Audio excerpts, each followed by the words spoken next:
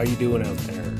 Welcome to the Academic Canuck podcast. This is episode 2, and I'm really excited to discuss this topic. Don't forget to like, share, and subscribe for more content as it rolls out.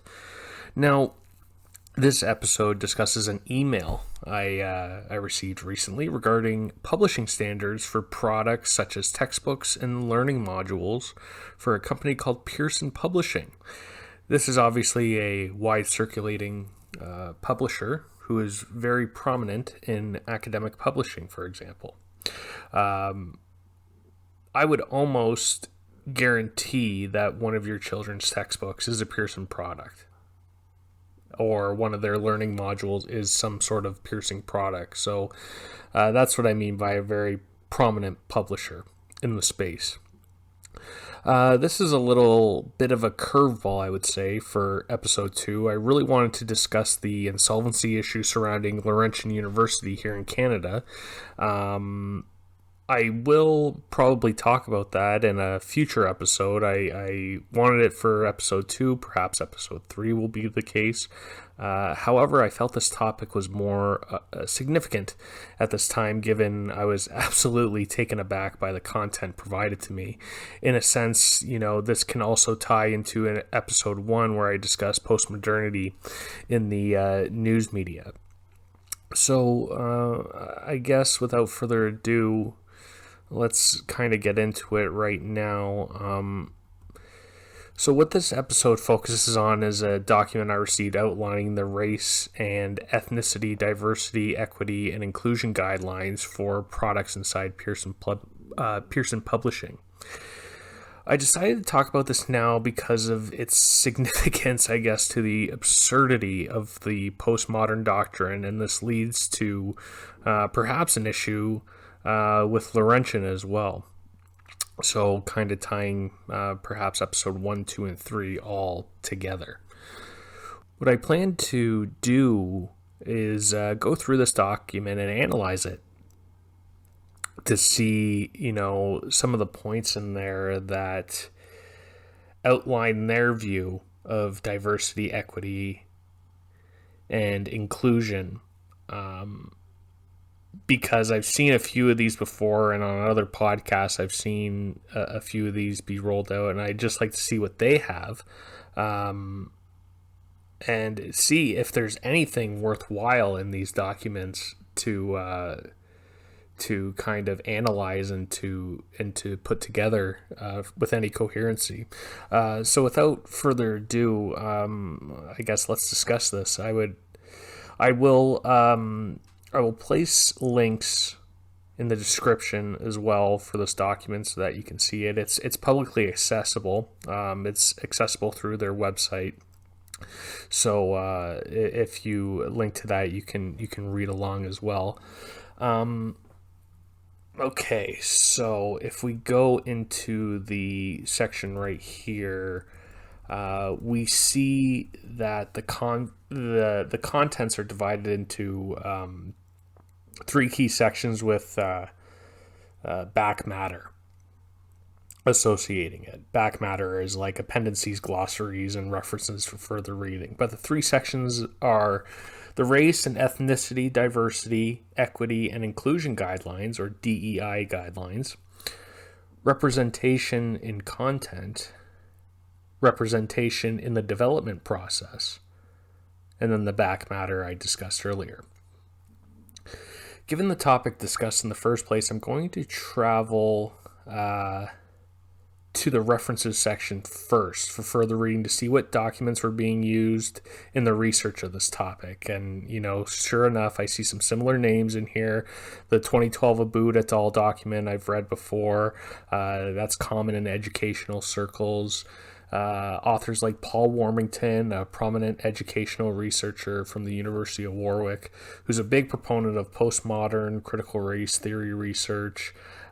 He, looking at his catalog, you can see he formed a critical race theory later in his academic career, but if you look at his earlier work, it stems from a postmodern ideology, especially when relating to power dynamics such as, titles like analyzing third-generation activity systems, labor powers, subject position, and personal transformation, or a work of called Impact of Work, Welfare, and Disaffection upon Aspirations of Higher Education Students. So you see where, he got his start, especially within this kind of postmodern neo-Marxist ideal.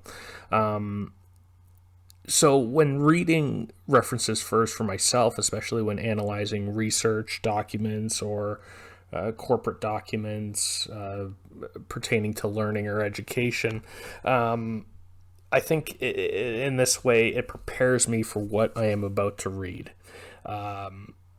It provides, when you can look at the research article's research basis, it provides a window into what you're about to read and to potentially any biases that might show up. So without further ado, let's go forward here. So the first section is the overview here, and here is a quote that sticks out to me. So, quote, "Content developers are expected to use these guidelines in the process of developing new educational content and in reviewing existent content across all Pearson products. The diagram overleaf illustrates the Pearson product and development process and where the guidelines in this document apply," unquote. Okay, so what we have here is a flowchart outlining the process of content, which steps 1 through 3 are pretty standard, I must say, in a process of creating a textbook or an educational document. I guess, it's you have the proposal section, you have the sourcing for products, for research, you have the commissioning of authors and editors. It is in step 4, however, where things get a little bit interesting with addressing the 5 EDI challenges, such as underrepresentation, negative associations exaggerated, positive associations limited, missing cultural stories. So this is where it gets vague, because what quantifies underrepresentation? Is it underrepresentation in a theoretical concept, or literally the amount of racial diverse images in a picture? I'm interested to see what they mean by negative and positive associations. It again comes back to this subjective view of what is a negative and positive association? Is it purely social? Is there biological negative and positive associations that are implicit? Is there theological negative and positive associations outlined? I mean, what does that necessarily mean? So already on the overview, it's looking a little bit vague, but let's read on. So in the introduction here, I see, okay, so this is definitely interesting. Here's a quote. "At Pearson, we are committed to ensuring authenticity in the portrayal of protected characteristics, including race, ethnicity, gender, sexual orientation, social class, geographical location, religious beliefs, and disability in all our content, in line with our editorial policy. We go beyond authenticity and strive to ensure social justice. That is, whatever we produce aims to enable all to achieve their potential and reflects and meets the needs of all individuals in the communities we serve." Phrases like beyond connotate a different feeling for me. Like Pearson is competing in the diversity, inclusion, and equity Olympics, introducing this strange woke sense of corporatism. I guess we go beyond because our competitors will not, is what I read into that. So it's creating this ongoing divisive content that these companies seems to be engaging with, especially with in the past few years of trying to win or trying to win woke points, I guess, so to speak, within their companies. continuing this quote, individuals from some minority ethnic groups continue to experience institutionalized and disproportionate short and long-term disadvantage regarding human, civil, and political rights, including inequalities in access and participation and achievement in education, work, and socioeconomic outcomes.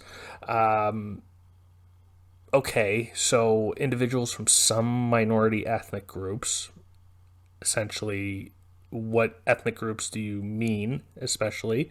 It seems like in this basis of diversity, equity, and inclusion, just by saying some minority ethnic groups, you automatically pit certain ethnic groups against each other and you leave some ethnic groups out. So it's not very diverse or embracing of equity or inclusion, just to point that out there. Continuing, it is important that Pearson, as a global leader in education, actively works to change this to empower all individuals to achieve their potential and enrich our communities and societies.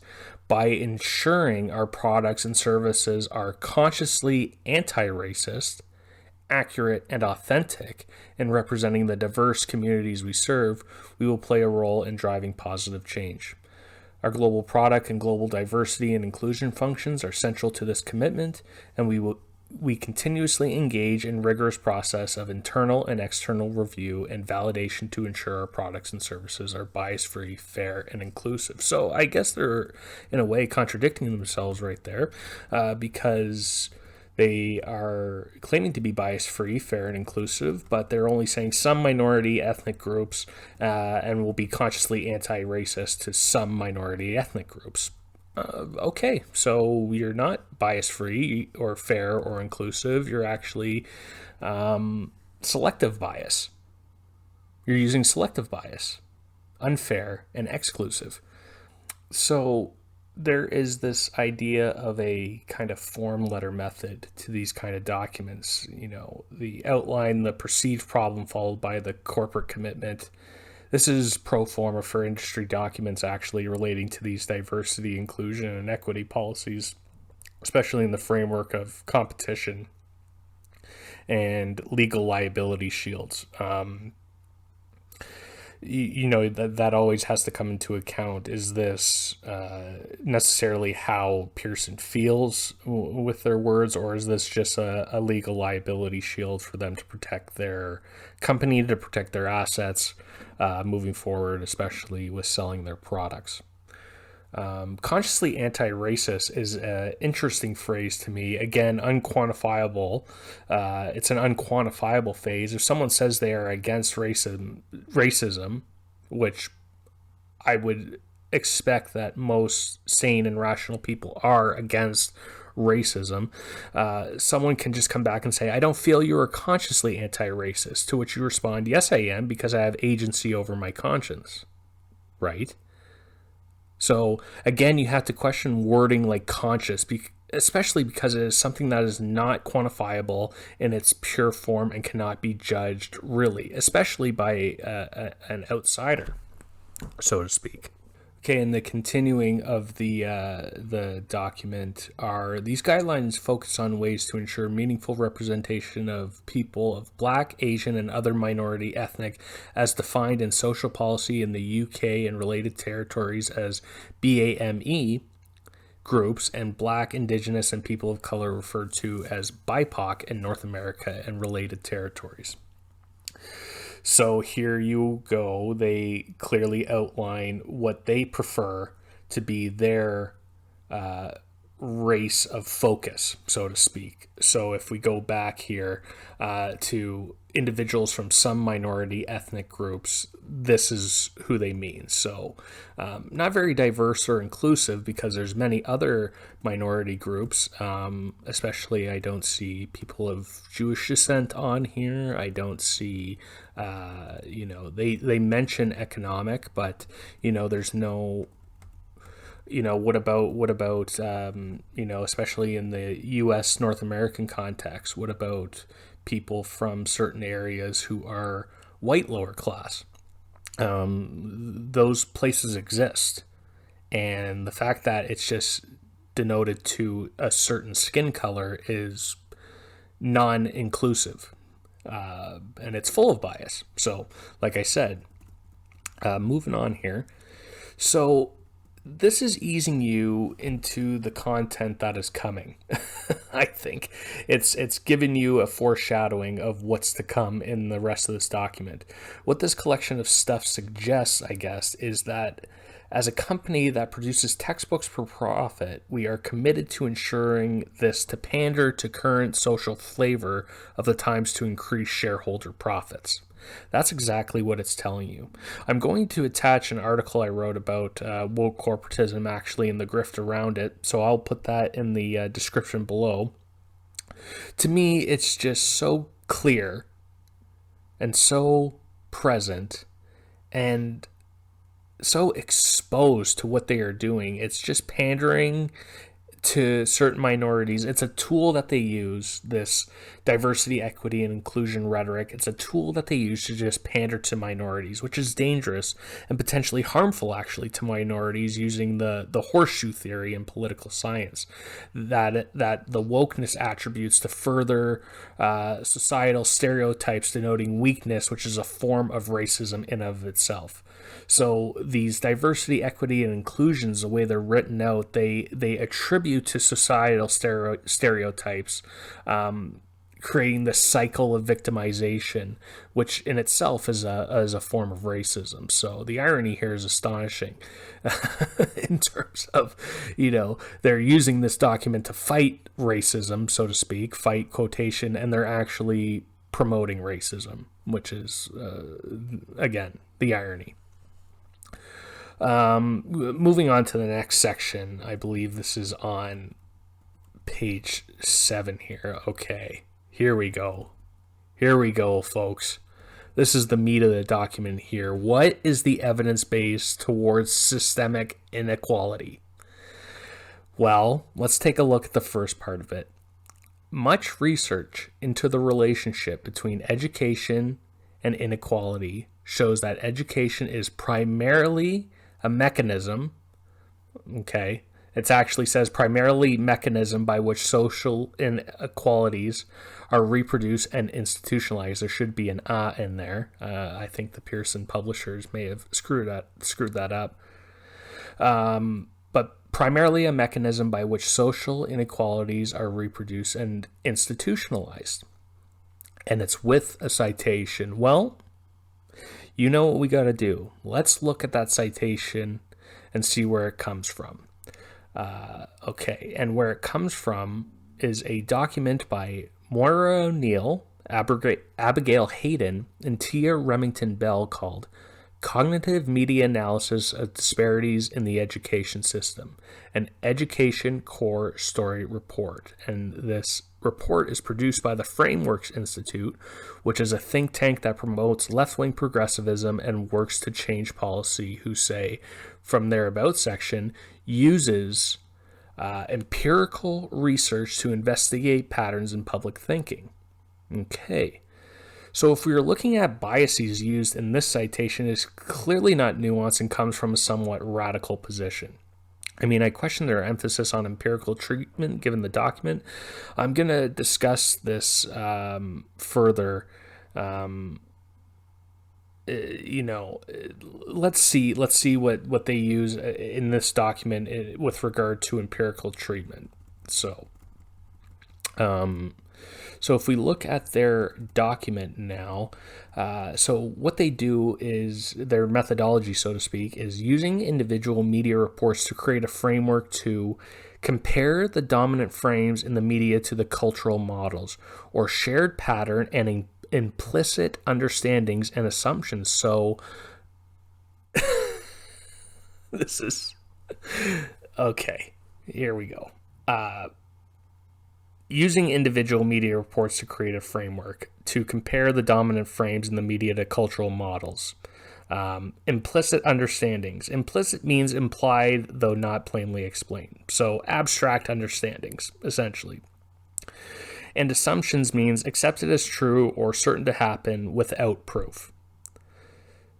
So the Institute that uses empirical research to investigate patterns in public thinking is basing their research in this section, in this work, on implied, though not plainly explained, understandings and accepted truths, but without proof. The hypocrisy is astonishing, especially with this document. And this, they're stating that they're using empirical or verifiable evidence without proof or empirical evidence. This leads to an analysis that they would call empirical, stemming from an unempirical epistemology of implicit notions and assumptions. And so we have this document being cited in this Pearson document. So if we go back to the Pearson document now, this is cited as fact when it's not fact, rather implied through a biased assumption from the researchers. I will conclude, perhaps Pearson got duped by this think tank, given the only data that was collected stems from a methodology of implicit and assumptive measures. But at the same time, there's a lot of work that goes into these documents, especially made from Pearson. There's a lot of people and teams that work on these documents. So I think they knew what they were trying to get at. What I didn't think they would subject themselves to is someone doing an in-depth analysis on this. So, say what you will, but when you read into it, sure, they can just put a little citation there and be like, oh, there's a citation for that, great. There's something to back that up. But when you look into the citation and you actually analyze the research, certain things come up, and it's interesting. So on that same page 7, wow, this is this is just interesting. So, quote, there are inequalities that undermine the vision above, many of which are embedded into the systems in society which, within education, is a central function. In the UK, USA, and elsewhere impacted by Western imperialism, societal systems have been built around ideas that deliberately minimized and excluded people of color from the routine narrative of progress, achievement, and excellence. This colonial discourse is systemic and has had a detrimental impact on education on a global scale, and the way people learn about what and who is normal, desirable, aspirational, and positive, stifling progress and limiting possibilities and opportunities for all. Systemic oppression through Western imperialism. There it is. Totally discrediting Western ideologies such as Lockean liberalism, which paved the way for emancipation and the end of the slave trade in both England and the United States, but whatever at this point. I'm only a few pages in, and this close to, now I have upwards to roughly 25 minutes of content on all the hypocrisy and biases that are presented in this document alone, let alone to even bring in Lockean liberalism to show the benefits of a Western ideology that has actually helped a lot of people out of these oppressive states. Looking at this, education and epistemological discovery is all about a form that I research called interdisciplinarity. That is in how humans effectively connect knowledge to enhance their learning. Also, in the research I have done and published, I must say, the evidence that is from that this form of thinking is cross-cultural, has historical precedent, and it also has a biological and psychological precedent as well. So, this type of discovery of different ways of thinking is actually diverse, is actually inclusive, because it brings a lot of people in their forms of learning. This is what this Pearson document does in their guidelines for their materials for textbooks and learning modules, that sort of thing, is to stifle that. And then that's where I think people who want to push back against this type of rhetoric needs to come from. You need to point out the flaws, the clear and present flaws in this. And I know people, to either engage in debate or that sort of thing. That's fine. I embrace debate, so to speak, especially if it's forthright and civil. But at the same time, you have to come armed with facts, and you have to come with an overwhelming abundance of facts in order to challenge these things. And especially when someone says systemic oppression through Western imperialism, right away you should be like, well, Western ideology is essentially Lockean liberalism that paved the way for emancipation and the end of the slave trade in both England and the United States. Continue on. When someone comes with that sort of rhetoric of, systemic oppression through Western imperialism, you hit them with that right away. Because that totally, they're using those words to essentially build to something, to substantiate their point. And if you can break up that point right away, that essentially discredits their whole argument, especially when they're using crazy rhetoric like that. Okay?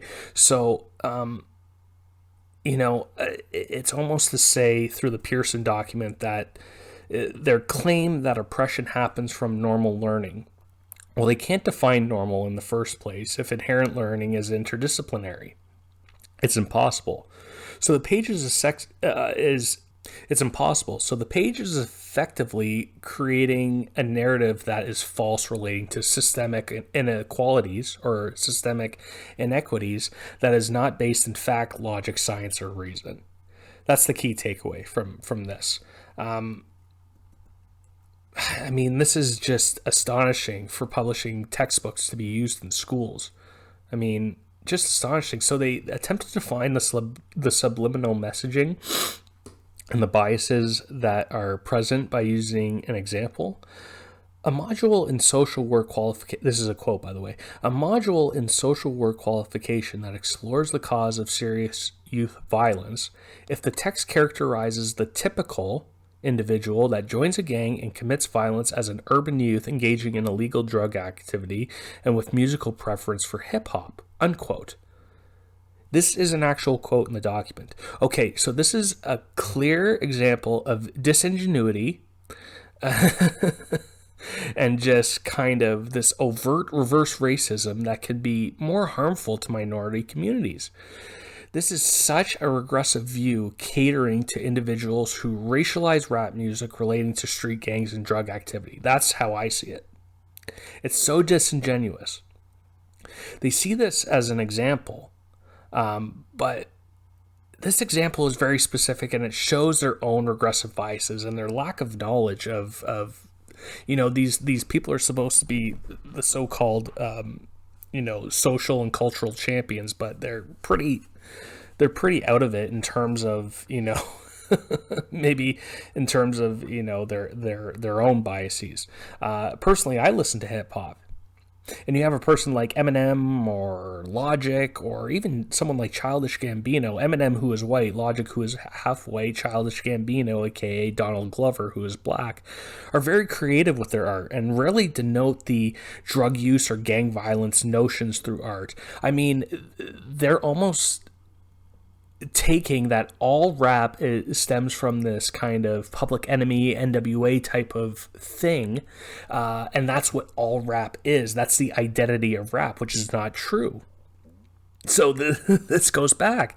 You have someone who knows about rap would say that that's not true. So I think it's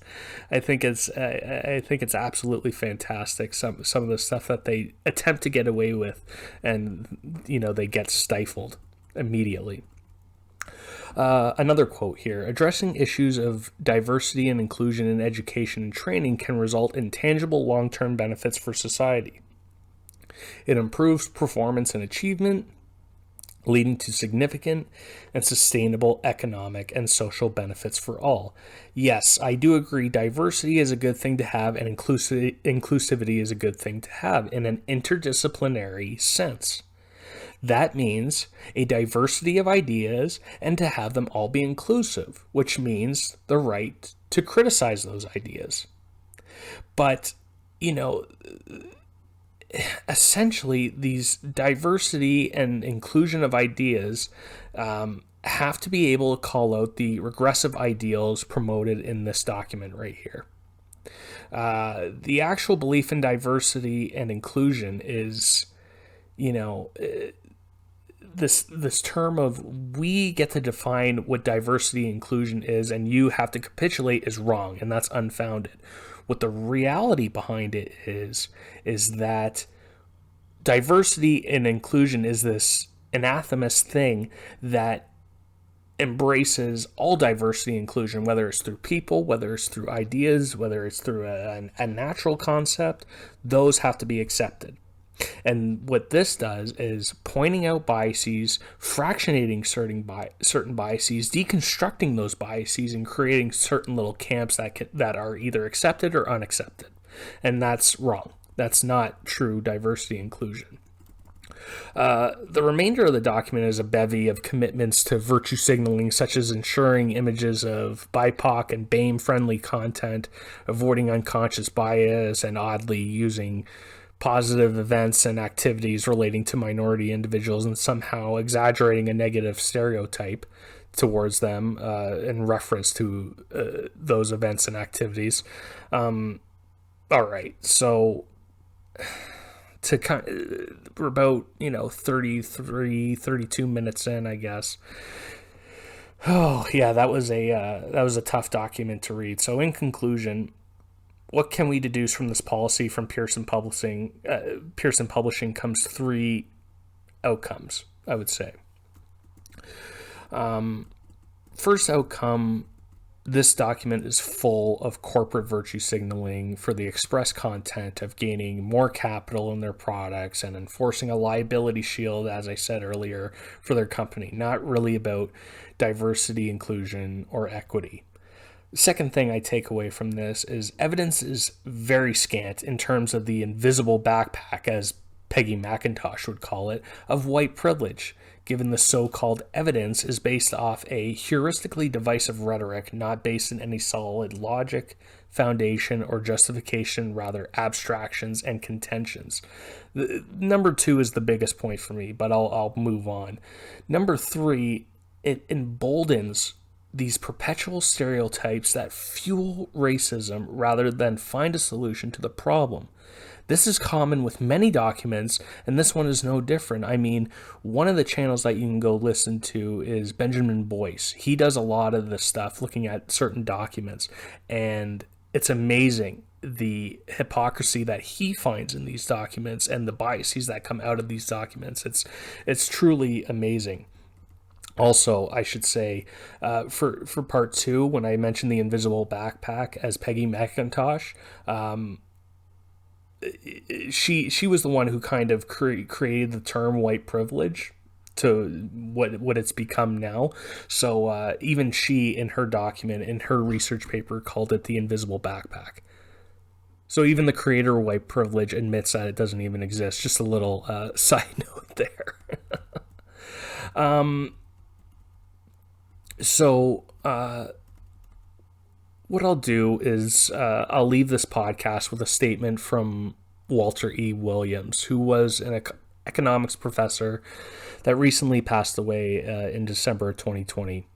He outlined this form of education turns the clock back on racial segregation through an inculcation of white guilt and a new disparity in skin color. Walter E. Williams was an African American who had an in-depth understanding towards race relations in America and the ability to broaden the epistemology on this through a nuanced view. I would say if we are going to talk about effective education, we need an epistemology base that is balanced, nuanced, and based in empirical data. If we don't, and we continue to, I guess, subscribe to this orthodoxy of wokeness, as James Lindsay eloquently puts it, we can see the lack of knowledge that will happen and will continue to proliferate, ultimately to the detriment of the collective, as in society as a whole. Okay, so I'm going to leave it there. I think that was a lot of stuff to wrap your head around. Again, I'll post the links in the description. This part, we're going to do reading and watching. So last episode I mentioned reading Cynical Theories. I finished that now, and I'm going to start reading The Parasitic Mind by Dr. Gad Saad. Interesting, excited to read that book. Watching, I don't know. I'm really hoping to get to see Brian Fogel's new documentary, The Dissident. I'm trying to find that somewhere, but I think they're from the news reports are suppressing viewing of that because it's about Saudi Arabia, and a lot of these tech companies apparently are with Saudi Arabia. So I'm looking to watch The Dissident. I'm also, looking at my movie collection here. Maybe Fargo. Maybe another Coen Brothers film. Yeah. There's snow on the ground here in Canada. That movie's full of snow. Maybe we'll watch a little bit of Fargo. You betcha. I'm not good at impressions. So with that said, thank you very much again for listening. Again, don't forget to like, share, and subscribe to get updates on when podcasts are released. Take care of yourselves out there, and have a good one. Bye-bye.